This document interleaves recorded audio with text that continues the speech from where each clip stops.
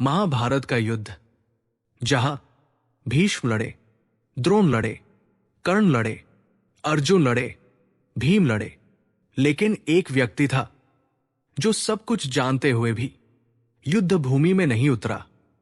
वो व्यक्ति था विदुर। न तो वो कायर था, नहीं अयोग्य, नहीं डरपोक, बल्कि वो तो धर्म, नीति और सत्य का जीवित स्वरूप था। आज का प्रश्न है, जब महाभारत का युद्ध अधर्म और धर्म के बीच था, तो विदुर ने हथियार क्यों नहीं उठाया? इसका उत्तर इतना साधारण नहीं है जितना लोग समझते हैं।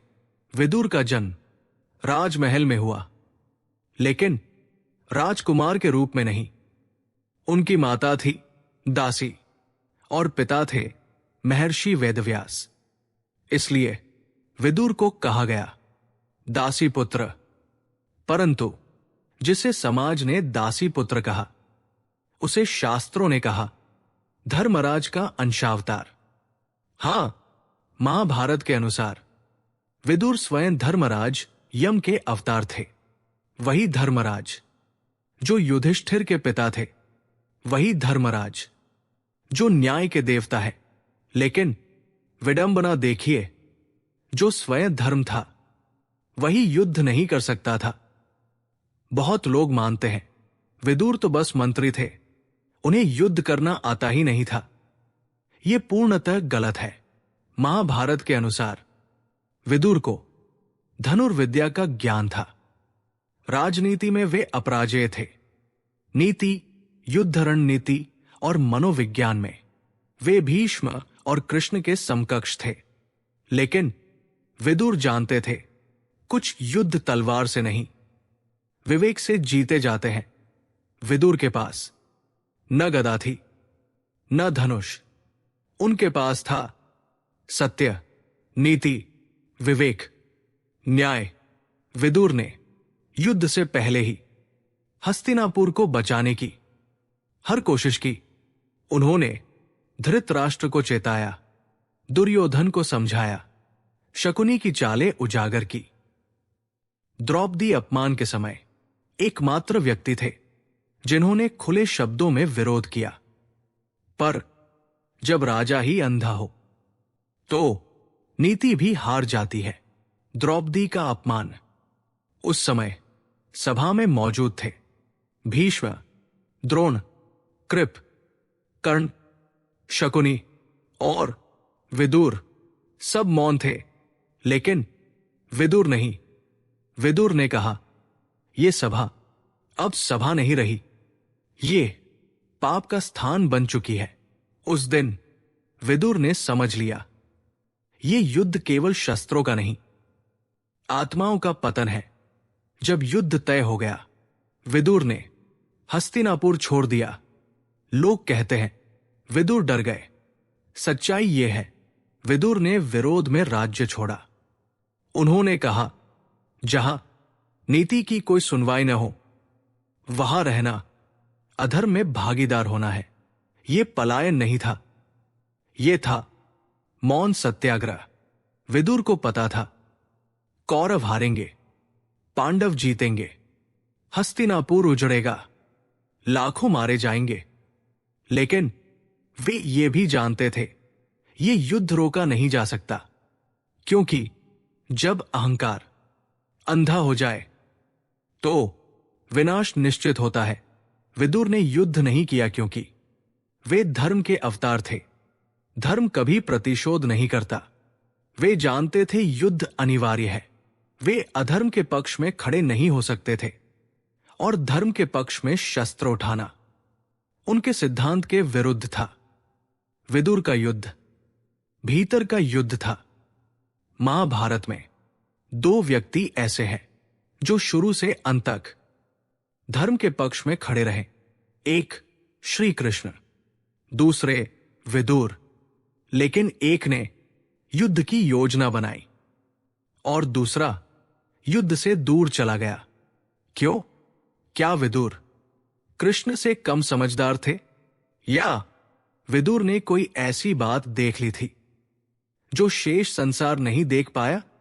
सबसे पहले यह समझना आवश्यक है, कृष्ण का धर्म कर्मयोग, विदुर का धर्म ज्ञान प्लस वैराग्य।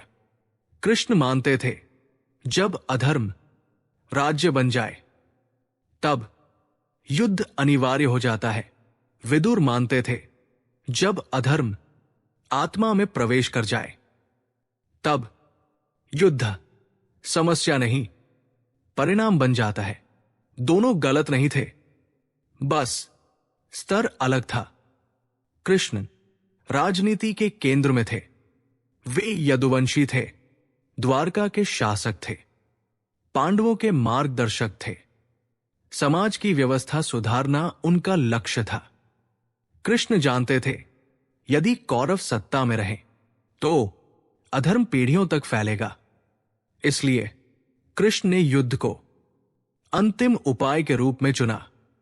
विदुर राजा नहीं थे, सेनापति नहीं थे, वे थे अंतरात्मा की आवाज, नीति का सजीव रूप, राज्य का विवेक। विदुर जानते थे यदि मैं भी हथियार उठा लूं तो सत्य कहने वाला कोई नहीं बचेगा।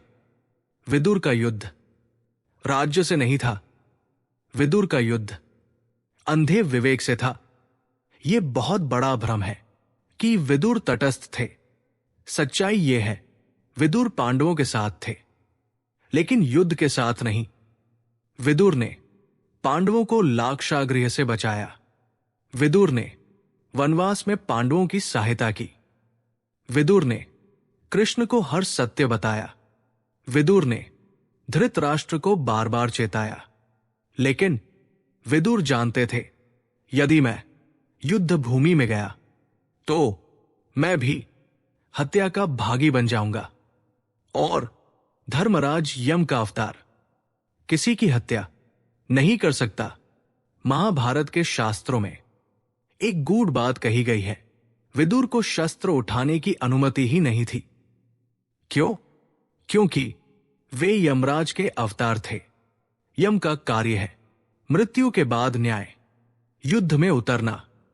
मृत्यु देना होता, न्याय नहीं। इसलिए विदुर का धर्म था मृत्यु के बाद न्याय करना, युद्ध में मृत्यु देना नहीं। जब युद्ध तय हो गया, विदुर ने हस्तिनापुर छोड़ दिया। यह कायरता नहीं थी, यह था नैतिक असहमति।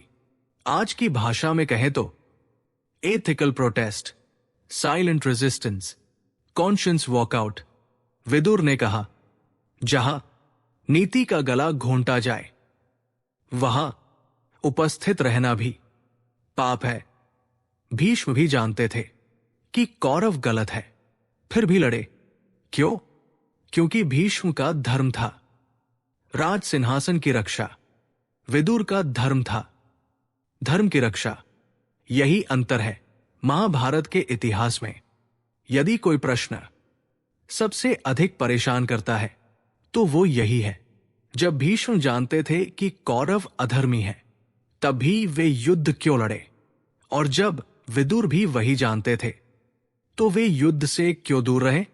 यहीं से विदुर की महानता और भी स्पष्ट होती है। ये मान लेना सबसे बड़ी भूल है कि भीष्म अज्ञानी थे। नहीं, भीष्म सब जानते थे। दुर्योधन अन्यायी है, द्रौपदी का अपमान अधर्म है, पांडव न्याय के पक्ष में है, युद्ध विनाश लाएगा। और विदुर भी ये सब जानते थे। फिर अंतर कहा था? भीष्म ने प्रतिज्ञा ली थी, मैं हस्तिनापुर के सिंहासन का जीवन भर रक्षक रहूंगा। उनके लिए धर्म वचन, इसलिए भले ही राजा गलत हो, भीष्म उसका साथ छोड़ नहीं सकते थे। विदुर के लिए धर्म सत्य प्लस विवेक। विदुर मानते थे यदि वचन अधर्म की रक्षा करने लगे तो वचन तोड़ना भी धर्म है। यही विदुर भीष्म से आगे निकल जाते हैं। द्रौपदी का चीरहरण।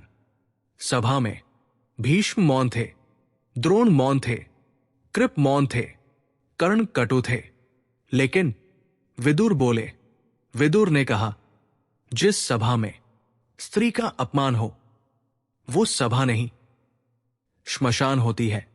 ये वाक्य महाभारत का सबसे साहसी कथन है। यही विदुर ने तय कर लिया। अब इस सत्ता के लिए शस्त्र उठाना अधर्म होगा। विदुर ने धृतराष्ट्र से कहा, राजन, ये युद्ध केवल पांडव और कौरव का नहीं, ये आपकी अंधता और मेरे विवेक का युद्ध है। विदुर युद्ध को परिणाम मानते थे, समाधान नहीं। जब युद्ध तय हो गया, विदुर ने राज्य छोड़ दिया। लोगों ने कहा, विदुर भाग गया। सच्चाई यह है, विदुर ने सत्ता का त्याग किया।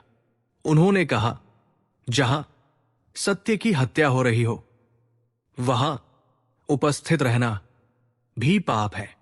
ये वही विचार है जो आगे चलकर भारत में अहिंसा का आधार बना। ये बहुत महत्वपूर्ण है।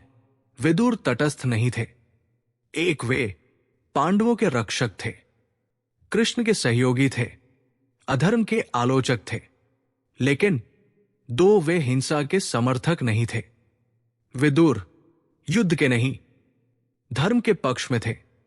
विदुर ने युद्ध नहीं किया क्योंकि 3 वे जानते थे युद्ध रोका नहीं जा सकता। 4 वे जानते थे युद्ध समाधान नहीं है। 5 वे अधर्म के लिए हथियार नहीं उठा सकते थे। 6 वे धर्म के नाम पर हत्या नहीं कर सकते थे। 7 वे मौन विरोध में विश्वास रखते थे। यही कारण है महाभारत में सबसे शक्तिशाली शस्त्र गदा या धनुष नहीं, विदुर का विवेक था। हस्तिनापुर के महल में एक भारी मौन छाया हुआ था। युद्ध अब निश्चित हो चुका था, लेकिन एक व्यक्ति था जो अभी भी राज्य को बचाने की अंतिम कोशिश कर रहा था। वो था विदुर। दुर्योधन अपनी सभा में खड़ा था, अहंकार से भरा हुआ। विदुर ने कहा, दुर्योधन, युद्ध विनाश है। यदि तुमने पांडवों को उनका हक दे दिया तो इतिहास तुम्हें महान कहेगा। दुर्योधन हंस पड़ा। मामा विदुर, युद्ध मैं नहीं चाहता। विदुर शांत रहे। दुर्योधन आगे बोला, मैं सिर्फ पांडवों की मांगे नहीं मान सकता। विदुर ने पूछा, क्यों? दुर्योधन ने उत्तर दिया, क्योंकि पांडव मेरे शत्रु हैं। विदुर बोले, शत्रु नहीं दुर्योधन, वे तुम्हारे भाई हैं। दुर्योधन गरज उठा, मुझे भाई नहीं चाहिए। यह सुनकर विदुर का हृदय भारी हो गया। विदुर ने हाथ उठाया और कहा, दुर्योधन, आज मैं तुम्हें अंतिम बार चेतावनी देता हूं। विदुर की आवाज राजमहल की दीवारों में गूंज उठी। पांडवों के विरुद्ध युद्ध का अर्थ है हस्तिनापुर का अंत। दुर्योधन बोला, तुम झूठ बोलते हो। विदुर बोले, नहीं दुर्योधन, धर्म बोलता है। फिर विदुर ने कहा, ध्यान रखना, जहां नीति का अनादर होता है वहां राज्य कुछ ही वर्षों में नष्ट हो जाता है। दुर्योधन मुस्कुराया, मामा विदुर, अब बहुत हुआ, आप शांत रहिए। विदुर ने कहा, जो राज्य सत्य को चुप करवाना चाहता है वो राज्य हत्या के रास्ते पर चल पड़ा है। ये वाक्य आज भी इतिहास का सबसे सटीक राजनीतिक संदेश माना जाता है। दुर्योधन क्रोध में चिल्लाया, दासी पुत्र, अब बहुत बोल लिया तुमने। सभा स्तब्ध हो गई। विदुर कुछ क्षण मौन रहे, फिर बोले, दुर्योधन, आज तुमने सिर्फ विदुर का नहीं, नीति का अपमान किया है। उन्होंने अपना कमंडल उठाया। मैं आज से इस राज्य का हिस्सा नहीं हूं। दुर्योधन चिल्लाया, जाओ। विदुर ने उत्तर दिया, मैं जा रहा हूं, लेकिन याद रखना, विदुर का जाना हस्तिनापुर के पतन का आरंभ है। विदुर महल से बाहर आए। धृतराष्ट्र अंधे होने के बावजूद उनकी आहट पहचान गए। उन्होंने पूछा, विदुर, कहां जा रहे हो? विदुर बोले, राजन, जहां धर्म की बात सुनने वाला कोई न हो, वहां रहना आत्मा का अपमान है। धृतराष्ट्र बोले, क्या युद्ध टल सकता है?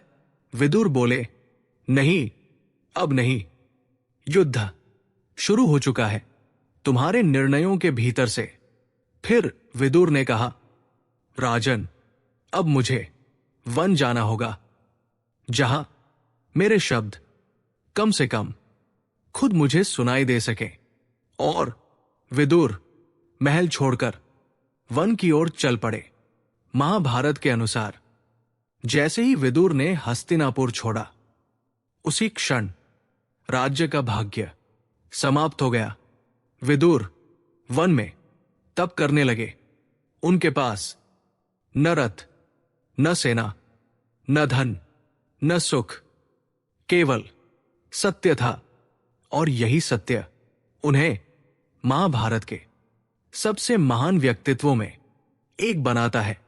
विदुर युद्ध में क्यों नहीं उतरे? क्योंकि दुर्योधन ने उन्हें अपमानित किया। क्योंकि धर्म का स्थान महल में नहीं रहा। क्योंकि वे हिंसा के पक्ष में नहीं थे। क्योंकि वे युद्ध को समाधान नहीं, विनाश मानते थे। क्योंकि वे धर्म के अवतार थे और धर्म तलवार नहीं उठाता। क्योंकि विदुर जानते थे, अब युद्ध रोकने का समय बीत चुका है। कुरुक्षेत्र में शंखनाद हो चुका था। धरती रक्त से भरने वाली थी। लेकिन जहां लाखों योद्धा युद्ध भूमि में थे, वही एक महापुरुष वन में बैठा था। वो महापुरुष था विदुर। ये प्रश्न अक्सर पूछा जाता है जब धर्म और अधर्म का युद्ध हो रहा था। तब विदुर कहाँ थे? उत्तर सुनिए। विदुर वन में ध्यान कर रहे थे, न किसी की जीत की कामना, न किसी की हार की। क्योंकि विदुर जानते थे, जो युद्ध अहंकार से जन्म ले, उसकी जीत भी हार ही होती है। वे युद्ध रोक नहीं सकते थे, लेकिन युद्ध के पाप से स्वयं को बचा सकते थे। विदुर का युद्ध किसी सेना से नहीं था, किसी राजा से नहीं था। विदुर का युद्ध था क्रोध से, मोह से, सत्ता से, अपमान से। और यही युद्ध सबसे कठिन होता है। महाभारत कहता है, जो व्यक्ति अपने भीतर के राक्षस को जीत ले, वही सच्चा विजेता है। विदुर यही कर रहे थे। एक दिन वन में एक दिव्य आभा फैली। स्वयं श्री कृष्ण विदुर के आश्रम पहुंचे। विदुर ने उन्हें देखा और मुस्कुराए। उन्होंने कहा, माधव, युद्ध अपने चरम पर है। कृष्ण बोले, हां विदुर, और तुम्हारी अनुपस्थिति वहां सबसे अधिक महसूस की जा रही है। विदुर ने शांत स्वर में कहा, जहां नीति को शस्त्रों से कुचला जाए, वहां मेरी उपस्थिति व्यर्थ होती। कृष्ण ने पूछा, विदुर, यदि तुम सब जानते थे, तो हस्तिनापुर छोड़कर चले क्यों गए? विदुर बोले, कृष्ण, जब सत्य की बात अपराध बन जाए, तब मौन भी प्रतिरोध होता है। ये संवाद आज के युग में भी सबसे प्रासंगिक है। कृष्ण बोले, मैंने युद्ध चुना। विदुर मुस्कुराए, और मैंने संन्यास। कृष्ण ने कहा, दोनों धर्म है। विदुर बोले, हां, लेकिन अलग अलग आत्माओं के लिए। यही अंतर है। कृष्ण ने व्यवस्था बदली। विदुर ने आत्मा बचाई। कृष्ण ने विदुर से कहा, तुम अब इस संसार से मुक्त हो सकते हो। विदुर ने आकाश की ओर देखा। और कहा, यदि मेरे शब्द किसी के हृदय तक पहुंच पाए हों तो मेरा जीवन सफल है। विदुर ध्यान में लीन हो गए। उनके शरीर से धीरे धीरे प्रकाश निकलने लगा। महाभारत कहता है, विदुर ने बिना युद्ध किए, बिना रक्त बहाए मोक्ष प्राप्त किया। विदुर धीरे धीरे प्रकाश में विलीन हो गए। कृष्ण नतमस्तक हुए।